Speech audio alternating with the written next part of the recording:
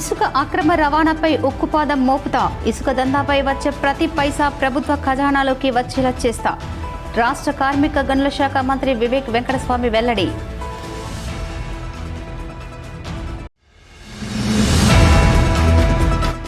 కాళేశ్వరం ప్రాజెక్టుపై కాంగ్రెస్ ప్రభుత్వం అబద్ధపు ప్రచారం ఆపాలి. కన్నెపల్లి పంప్ హౌస్ ద్వారా నీటిని పంపింగ్ చేయాలి. రామగుండం మాజీ ఎమ్మెల్యే కోరుగంటి చందర్ వెల్లడి.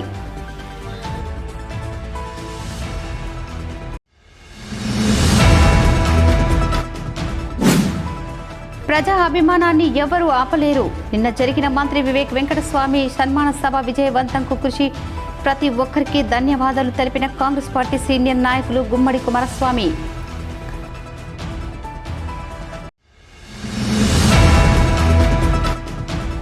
ఆశ్రమంలో ఘనంగా బీజేపీ పెద్దపల్లి జిల్లా అధ్యక్షుడి జన్మదిన వేడుకలు.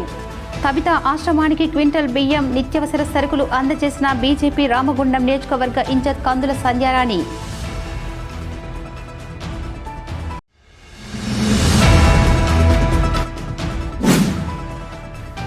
జూలై 9న జరిగే దేశవ్యాప్త సమ్మెను సింగరేణి కార్మికులు విజయవంతం చేయండి.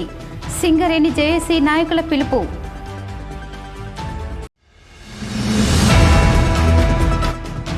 గోదావరికని పట్టణంలో కూల్చివేతల పర్వం కొనసాగుతూనే ఉంది.